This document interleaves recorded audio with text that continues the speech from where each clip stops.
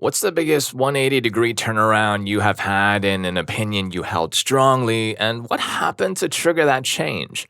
Gay marriage? I was raised strictly conservative. I couldn't grasp why anyone would support it. Then I went to college, and a good group of my friends are homosexual, bisexual, etc. And I realized something. I don't care. It's none of my business. They do what makes them happy, just like I do. I know, right? I mean, at the end of the day, how do two people of the same gender really affect your daily life? Story 2. Labor rights. Started working for a mega bank, lost count of the number of layoffs. It was obvious well paid seasoned employees were being replaced by contractors and HIBs at far lower pay, losing benefits every year, wage stagnation, management disrespect of employees, blatant customer mistreatment, you name it. Yet this bank is making record billions of operating profit a year and stock has tripled in 4 years. Story 3. GMOs. I'm a pretty crunchy person and I think there are merits in putting the best quality food into your body. I used to think GMOs were the devil. I buy organic where I can. It's all over Whole Foods, petitions to label it were everywhere, etc. I believe the hype and I still think there is a lot of it out there. Then I started reading science based studies and not just a bias source either for or against. The body can't tell the difference between traditional and a GMO veggie, fruit, or thing, so some of that fervor may be displaced. Also, most of our farming practices, breeding, etc., can be labeled as GMO. I now believe in terms of test tube animals that it's still sketchy, but it's because I get creeped out by humans manufacturing an animal and then eating it. It doesn't seem real to me, and I still buy organic produce and meat where applicable, but at this point, it's to avoid antibiotics. Not because some person is screaming at me about Franken whatever. I just updated my opinion with current facts, I guess. Story 4. Term limits on congressmen, reps, and senators. They already do. They're called elections. We as citizens need to take part in the democratic process. If a person sits in the House or in the Senate for 30 years and doesn't do crap or is corrupt, we, or the voters in that district, must take some responsibility. You can name all the Kardashians or the starting offensive line for the Broncos, but you don't even know who your senators are. There's only two of them. This change in viewpoint came after watching an episode of The West Wing and V for Vendetta. If you are seeking someone to blame, then you must only look into a mirror. Story 5. Guns. I used to be pretty pro-gun, anti-gun control. Then I moved out of my parents and realized half the people I know don't have guns for self-defense. You don't need 6 handguns and 4 rifles for self-defense, Craig. And it's all about making people money. I saw some messed up stuff where the NRA's lawyers defended gun manufacturers from members of the NRA because, money. Pretty much every other country has more control. Yes, in Switzerland there is more gun ownership, but they have fewer issues than the US per capita, obviously, which to me probably has something to do with, education. Here, all I ever hear is, why should it take me a month to get a gun when someone can get it illegally? I have a right to defend myself. For goodness sake, Martha, if you're worried about it taking so long, then get one now. It's not like you can't. Also, Terrence, you are likely going to pass away if someone breaks into your house with the intent to end you. Your gun on the table means nothing versus the gun in someone's hand. You are not a hero. Same to you, Matthew. You are not going to save the day. If someone starts something at the mall while you're there, you're likely going to pass away. So yeah, better to pass away armed, which I do agree with, but again, stop pretending adding another gun solves the problem. You are not a hero. Also, open carry for anyone who's not military or police, your intent is to be intimidating. People walking around with guns on display have this issue where they throw their weight around because they have a weapon. Retail workers don't want to deal with irate customers, especially when you have a gun you keep touching while yelling that someone better fix whatever problem you have. It's not about deterring criminals. You just put a huge target on your back to anyone who has their own gun and intends to mess the place up, or, if they have a baseball bat or knife and need your gun to mess the place up. Concealed carry is fine, and I agree with it. You don't need to show everyone that you have a weapon. Story 6. I used to be a hard socialist, like 99% tax bracket, 50% inheritance tax, strong central government, and more. Then this year I became a libertarian in my fiscal views after I came to realize that government is not as honest or competent as we wish it could be. I looked into other explanations for social problems and came to the conclusion that many, if not all, of our country's social and economic problems, well, those are a direct result of government intervention in the first place. The Great Depression, decline of the African American community, etc. and are then blamed on a failure of capitalism and or racism. I expect disagreement now. Story 7. I used to hate water, like hate it. The only time I would ever drink it was at football practice because, well, if I didn't, I would probably pass away or at least pass out. So I get anxiety attacks every now and then, but for a while I used to get them like daily. After complaining about anxiety to my mom, she said, from experience, she used to get them frequently as well. I know you don't like it, but you should drink water, it might help.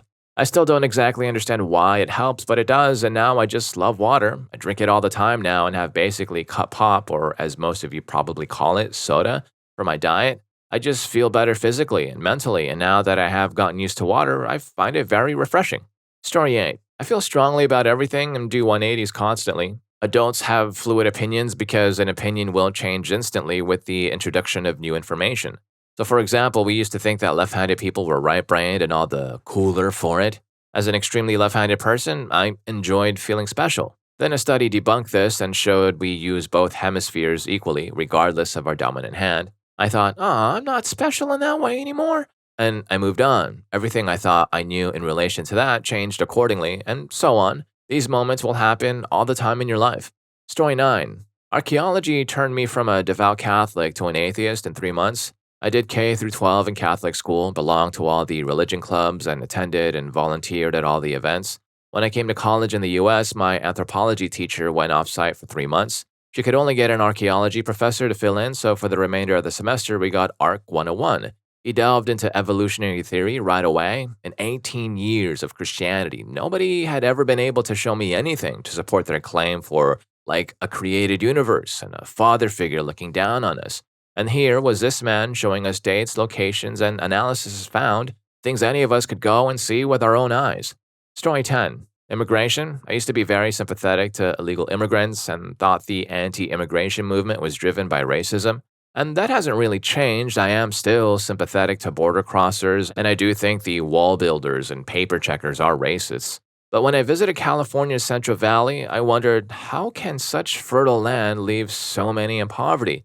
It's because of the unlimited supply of cheap labor. No agribusiness has to offer its laborers a living wage, because there are always plenty of Mexican and Central American refugees willing to pick crops for sweatshop wages. If the strawberry pickers were paid a living wage, those jobs would attract the unemployed men in South Central LA. The abundance of this country is their birthright. They should be able to share in it instead of being squeezed out by an army of refugees. I don't support deportation, and I certainly don't agree with a permanent garrison and internal checkpoints along our southern border. But I don't agree with letting ranch owners and property developers profit off the desperation of paperless immigrants. Story 11. I changed my opinion on everything in the Christian Bible being 100% true, things like knowing Jesus personally is the only way to get to heaven, etc. My reason is because I was in a club in high school called Fellowship of Christian Athletes, FCA. One day, shortly after Steve Jobs passed away, we had a guest speaker. He started talking about how Steve Jobs was a Buddhist. He then went on to tell over 100 vulnerable high schoolers that because of that, he went to hell. And that got me thinking a lot about the rest of the religions in the world and their beliefs. I realized that everyone has their own beliefs, and there is no possible way to tell who is right. Story 12. When I was a child, I had a logical mind, and I loved to argue. When I was taught the simplified story of American history, I believed that important issues were decided by debate, with the best argument winning. I actually once thought I wanted to be a politician. Now I know that issues are decided by pressure from many directions. People support or oppose a political decision based on prediction of how the decision will affect them. Sometimes they predict correctly, sometimes they support decisions that hurt them in the long run. Story 13. For me, it was the way I looked at the US through the media. They were made to look like Superman being the good guys and rooting out evil in the world. In 1993, we had a new politics class in high school, and one of the projects was a game where we talked to other students around the world. This was all pre-internet as we know it, but for simplicity's sake, we basically dialed into a university server, uploaded our messages, and downloaded new messages. It was through these messages and this class that I found out how much the US was not liked at all. It was very eye-opening. And just for the record, we played as Jordan, and if I remember right, we did win the game. Story 14. My political views have changed, but I can't really say I've done a 180 on anything. I've become less legalistic, more pragmatic, and more of a realist. There are two things I've really gone 180 on, and one of them is pretty personal, so bear with me. 1. Hamburgers. I hated them for the first 19 years of my life, and over the last 2 years have slowly hated them less, then progressed to being okay with them, to liking them, to loving a high quality hamburger. I still hate fast food burgers and frozen pre made patties. 2. My opinion of my aunt, my dad's sister, as concisely as possible. Throughout my childhood, the only aunt that lived in the same state had been in low contact. We usually saw her twice a year at Thanksgiving, at Christmas, and twice in my life, also for Easter. Soon after I graduated high school, she cut off contact completely. My parents, and especially my mom, frequently talked about what an awful thing she'd done by cutting off her family and not understanding why she'd done it. Mom was offended that she made this decision as an adult when going through therapy prior to becoming a priest. If she had an issue with my grandpa, she should have taken it up with him much, much earlier. Now that I'm an adult myself and know more about the way my dad and his siblings were raised, I understand. She was hurt, but she was also the baby of the family, so everyone pretended it didn't happen because they'd all moved away by then. Why had all 6 other kids moved away? Oh, yeah, because they were all hurt. This is acknowledged publicly. My aunt got to be the black sheep whose cruelty was never taken seriously. When she had kids, she wanted them to know their grandparents because by then, Grandpa had sobered up and both grandparents were awesome. She sucked it up for their sake. She kept in contact with us because my dad was the only one that acknowledged that something might have happened and didn't try to push the issue every time we saw her. My mom got more pushy, her kids grew up and moved out, and her siblings staged a surprise intervention at her house after Grandpa passed away. Remember how I said she was the only one in our state? 4 siblings flew in from 3 separate states to accuse her of lying about the cruelty. I wish this had a happier ending. I sent her a Facebook message that went to her other folder, so I don't know if she ever even saw it. When I moved out on my own, letting her know that I thought I might understand, that I missed her, and that if she was willing to reach out to me, I was willing to not say a word to my parents. I called her husband, my uncle, and tried to ask, but I was still pretty fragile and only got through a few words before he said no. I wasn't strong enough to explain that I wanted to let her know that I could talk to her without it getting to my parents. We still don't have contact, though her husband comes to Thanksgiving family events. Story 15. I was fully ROTC at Marquette en route for MI commission and was also enlisted infantry in the National Guard while in college.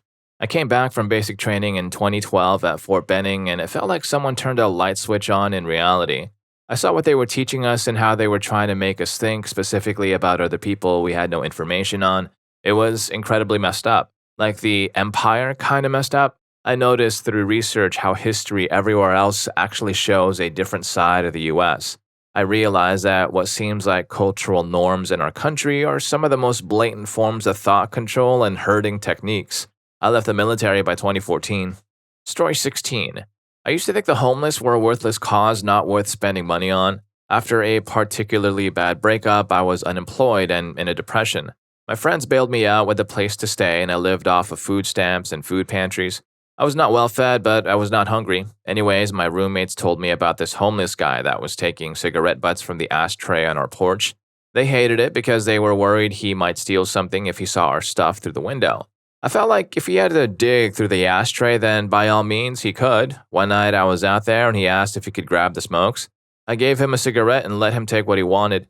About a week later, I was out on the porch again and along came the same guy. He had a bag of food with him, which he probably got from some homeless resource or shelter. He greeted me and then handed me some of his food. We chatted from time to time after that, and he wasn't a bad guy at all. Anyways, after that, I cried. If this man could share his only source of food, then I could buy a meal every once in a while, which I do now.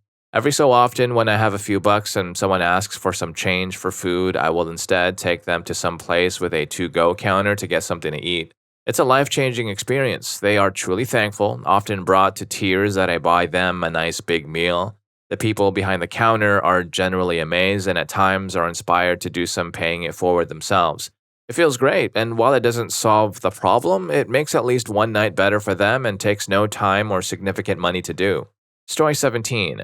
Made the switch from liberal to conservative. Why? Once I left school, I realized the ideology was just that. In reality, there's so many schmucks that completely deserve to fail but don't. Through taxing the successful, social services, laws that are gentle on offenders because they're just misunderstood, A particularly special example comes from my past. Some idiot dropout that lived in the basement of my rental unit came home bragging about how he got food stamps and how you get points per week and each food item is worth points. The idiot bought 10 loaves of Wonder Bread because it was the thing he could buy most of with the points he was given. He then proceeded to let 9.5 loaves go moldy and smoke my oregano from the shared pantry. His father, the dentist, bought him a motorbike with a mega loud muffler for Christmas. Screw that guy so hard. Story 18. Around 2008, I thought the drill baby drill folks who wanted to expand domestic oil production were totally off base. Oil is a global market, so expanding domestic production couldn't decrease the price but so much. Moreover, the best economic evidence at the time suggested that the effects of expanding drilling on gas prices would be marginal. I still am left-wing on energy policy issues, but man, was I just so wrong on this issue. Gas prices are way down, and the consensus is that expanded domestic drilling is a major part. This makes me a lot more skeptical of general every expert knows arguments. Story 19. I used to identify strongly as liberal and social justice oriented and was very supportive of the whole transgender movement. I'd very quickly correct people on using the right pronouns and gender terms and cheer on guys calling themselves women as if it was progressive. But then I started to see that a lot of their talking points and platforms seemed regressive and conservative, and I started wanting to have more conversations about the topic. I was banned from a lot of social justice spaces for this, so I turned to the only resources that were available to me, gender critical literature, and started reading up on it. I don't think the transgender, genderqueer movement is actually doing much to combat sexism. It actually seems to be trying really hard to keep man and woman alive as very, very rigid categories. Instead of saying a woman can be anything she wants, we're saying anybody can be a woman. Now I forgo the concept of gender roles, acknowledge that I have a female body, and think about gender in terms of how society treats the genders rather than as a thing anyone personally identifies as. Story 20. Religion. I used to be a hardcore atheist. I'm still an atheist, but I've learned to realize that religion is neither good nor evil. It's simply how people use it. Good people will use religion for good and will spread a positive influence. Evil people will use religion for malicious purposes and spread hatred and harm. It's also not an indication of intelligence. A lot of the more annoying hardcore atheists like to pride their intelligence for not falling into any religion.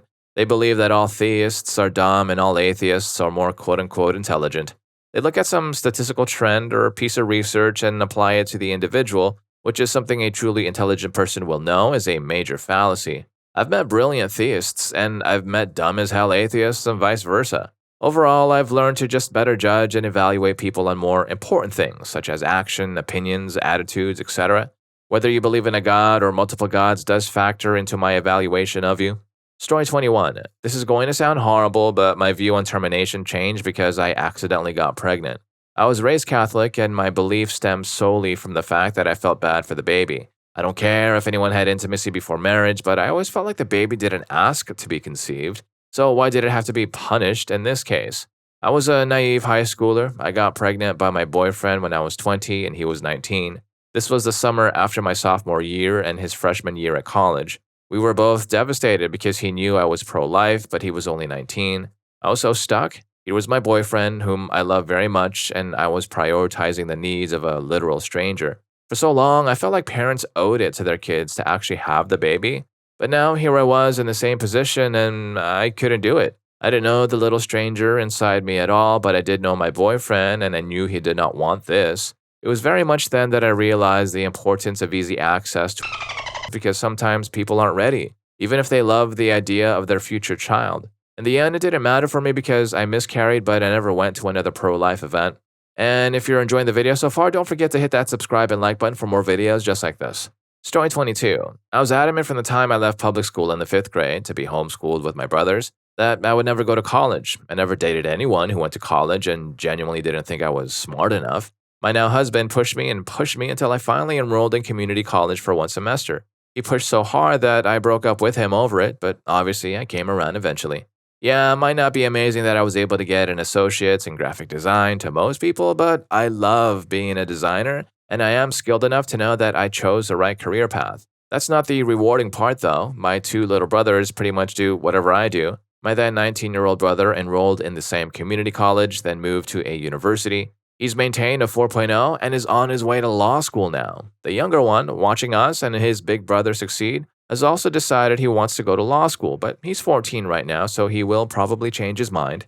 I just can't believe a quick spur of the moment decision to drop $20 on an application to a community college enacted so many amazing things for my brothers. I'm almost in tears thinking about it, and I know my mom, who only made it through one semester of college and has always worked way too hard for everything we have while having to rely on state assistance, and also found the time to homeschool us as best as she could, must be just so proud. I know I was late, but that is really the only thing I've ever had a 100% change in opinion on. Thanks for reading if you see this. Alright, so the secret to getting your family into higher education is a dramatic breakup over community college applications. Noted. Story 23. Growing up, I was very liberal. If you asked me what my political views were, I'd say something like, I'm a progressive. I considered myself a liberal because that's all I knew. Now, this might sound silly, but once I graduated high school and started college, I picked up on something. The oft-repeated line in education, we're not teaching you what to think, we're teaching you how to think, started to make me mad. Not the phrase itself, but the attitude it suggests. I already knew how to think. I'm paying you to teach me facts, not metafacts, if that makes any sense. What I discovered was that phrase really means is we're not teaching you what to think, we're teaching you how to think, just like us. Anyway, from there, I started to question what I thought I knew and did my own thinking for the first time in my life.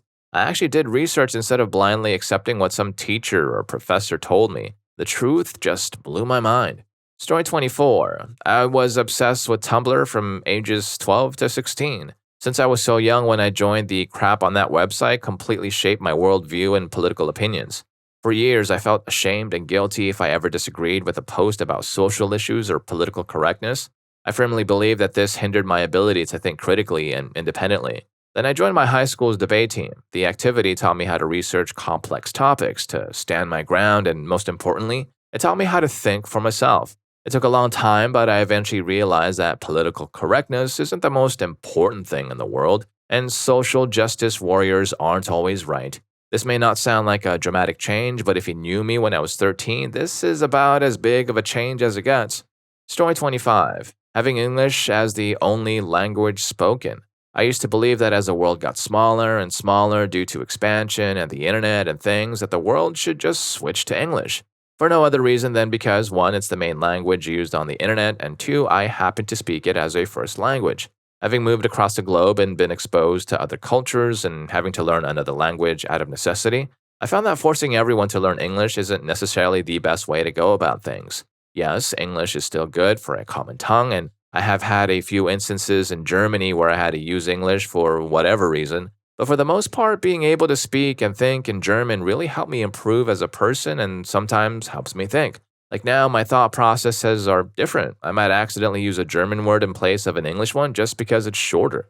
Story 26. There have been a few. One should not sacrifice liberty for security. I used to love that one until I realized that they are the same goddamn thinking. Go to an archaic war-torn country, what are they allowed to do? Everything. But they can't do a single thing they want to do. Security provides opportunity. When people talk about liberty versus security, they are talking about security from crimes by people versus security from crimes by ruling bodies. But it's all security. It's a false dichotomy. Another one, anarchy is the only political system that hasn't been tried yet. Anarchy means freedom for everyone. No, it does not. Funny thing, there was an anarchy once, worldwide. It was during the caveman days. Why don't we have it anymore? Well, the strongest won and established kingdoms and empires. That's where the government came from. The only thing we have to avoid that are republics. The only thing that any claim is backed by is ability to aggressively enforce it. All society is underpinned by violence and there is no other way it can work. Even look at the international interactions between nations, a true current anarchy. The strongest nations run the world. It is human nature to leverage all advantages to secure the best life you can, and scarcity guarantees that that will be taken from others. The strong ruling the weak is the natural way of things, and only Republicans can keep most people relatively prosperous. Story 27. Abstinence. I used to be a devout Christian who was very serious about being abstinent and waiting till marriage. I was happy with this decision and didn't feel like I was missing out at all.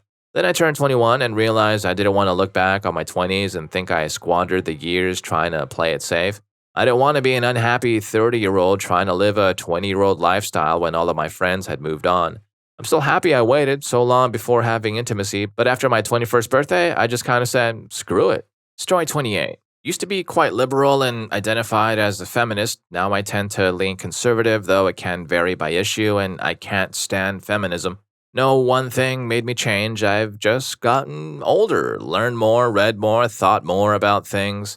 In the past, I would have loved Bernie Sanders, free university for everyone. That's great. The older me just thinks, what the heck? There's no such thing as free. They're just going to make some other guy pay for you to study medieval rituals. The government doesn't actually have any money, people. It's all money they took from you or me. All right, old man ran over. Story 29. I changed my opinion about God and his existence. I grew up in a strict family that worships God like there was no tomorrow. I had to pray every day and do things I couldn't explain to myself. Why would a God who is capable of anything need me or anyone else to worship and pray to? But last June, I was on a large research project about what my religion is and what this God wants.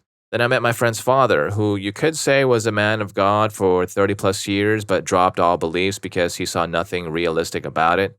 I had a chat with him. He didn't tell me if I was wrong or not, he just showed me where to look. And that's how I found that religion was made by men, but I have to keep it a secret because I might get hurt if people knew. Story 30. I changed my opinion on monogamy as the only valid relationship model. I've been with my wife for 20 years and married for 16. The trigger was when she came to me with the proposal that we have an open marriage and practice polyamory this summer. Her arguments were valid that it's entirely possible to love more than one person at a time, using our kids as the perfect example. I was dubious at first, but then I bid on it and said, why not? Let's see where this goes. Since then, I've been meeting new people and getting out of my shell that I've built around myself over the years, and has also provided me with new people to share my life and affection with. I've got a wonderful girlfriend who I hang out with once a week who's all kinds of fun and enjoys spending time with me. Our marriage is stronger for it because each new experience is something I can bring back and share. Having feelings for someone else reminds me of what I feel for my wife. It's not for everyone, but it's working for me. Story 31. I don't know if you could call it a strong opinion, but I used to think the Dugar family was pretty cool. I like their show, I like the kids and the parenting tips. I got interested in homeschooling. Most of what I saw against them was that they were too religious and had too many kids. Well, hey, I'm not religious at all, but if it works for them, whatever. They seem happy and seem like they really handle their giant family well. I think it's obvious why my opinion has changed. Story 32. Illegal immigration. I used to be the person who would say things like, they need to deport every single undocumented man, woman, and child back to Mexico. And we need to build a wall to protect our borders and have armed guards manning that wall. I'm a teacher in an area with a decent amount of illegals. Through meeting and interacting with the children of those illegal immigrants when I was going through my teacher education program, I realized that most of them just want a better life for themselves and their children. Many escaped the type of horror and tragedy I just could not imagine. I do believe for security reasons more needs to be done to protect our borders. However, I believe there should be easier ways for undocumented immigrants and especially the dreamers to gain citizenship. I definitely don't claim to have all the answers on the subject, but my personal opinion radically changed. Story 33. I used to think that all cops were unpleasant people and that they spent their days picking on helpless civilians who were just minding their own business to meet some ticket quota they had. I had no faith in them and I looked at them as being an oppressive force. Then I met a retired police officer and my views changed completely. Cops have to deal with unpleasant people 24/7 and as human beings, it takes its toll on them. I have heard stories of people throwing waste on cops, people being belligerent when cops are just trying to help, women attacking cops who are answering mistreatment calls, and I just realized that people in general sometimes need firm guidance. When you are raised without a solid parental foundation or by parents who are unpleasant themselves, the kids grow up to be maladjusted members of society and need to be controlled. People who dislike cops are usually those that want to commit crimes and not be punished for it, or want to do as they please without repercussions, and life is just not like that. We need order, we need structure, and the good cop provides that. Of course, there are some bad apples out there, but I would rather have to deal with a bad apple cop than a bad apple civilian. You know what? Actually, that's not a bad way of putting things. I would rather have to deal with a bad apple cop than a bad apple civilian, Unless it's like that one Keanu Reeves movie where the bad apple cops actually have a lot of power and it would have been easier to deal with a bad apple civilian. But then again, that is Hollywood, and I don't think that art imitates life. So, let me know what you guys think in the comment section below. Story 34. Edward Snowden. When he first broke the news, I thought he was a hero. I have since turned 180 degrees on this. I'm not saying the NSA's domestic surveillance program was a good thing. What turned me around was that he revealed documents showing our international intelligence and counterintelligence efforts. He didn't have to do that to blow the whistle on domestic surveillance. He could have gotten people ended, so I thought about it. After he disclosed these stolen classified documents, he fled to Russia and he took documents with him. If he really believed in doing the right thing, I think he would have turned himself in. Then I listened to what he had to say about it. I watched a couple of interviews, including the John Oliver one. It's clear he believes he had the right, the authority, and the judgment necessary to disclose classified documents. But he quite literally didn't. He didn't have the clearance or rank required to make those decisions. Then he admitted he hadn't read all of the documents before disclosing them. And that's when I realized I think he believes he's an action hero. I think he believes he was a spy in a movie, taking risks and using tradecraft. I could be completely wrong, and I don't want to change anyone's opinion of the guy or what he did. I just do worry about copycats. Story 35. I used to be a hardcore libertarian slash anarcho capitalist. I would argue with anyone and make very extreme statements, which I believe fully, but never contributed anything and just made people mad.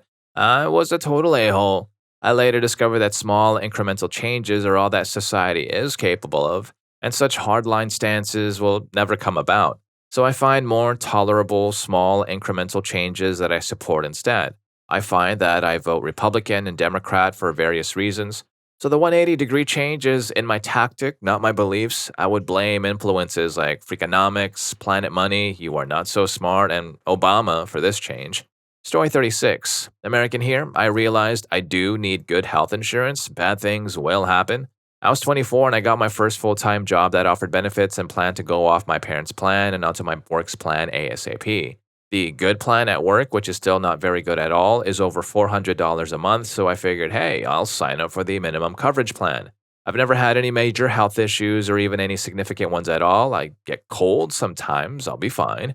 Then I woke up on the floor in my office with paramedics asking me very confusing questions like, do you know your name and do you know what day it is? Seizures, no prior history to that, but they've been happening since. I didn't tell a lot of people and ended up with several $800 plus ambulance bills when people who didn't know me called 911 and I was too confused, post-nasal state, to refuse them. Thousands and thousands of dollars in ER copays, being admitted to the neurology ward, and tons of testing. And this is when I was still covered by my parents' plan. I would have been totally screwed if I had gone on the minimum coverage plan already. You do need coverage in case of emergencies. They'll happen to anyone in a second. Story 37. Unlike most people on here, I think I view conservatives more favorably than I did a few years ago. I was raised in a fairly left-wing household, and I think maybe 1 out of my 10 or so close friends in high school was a practicing Christian. Every kid in my high school would tell you how idiot Republicans were for ruining the world. Last summer, my sister had gotten very involved in a tight-knit online community and had made a lot of close friends online.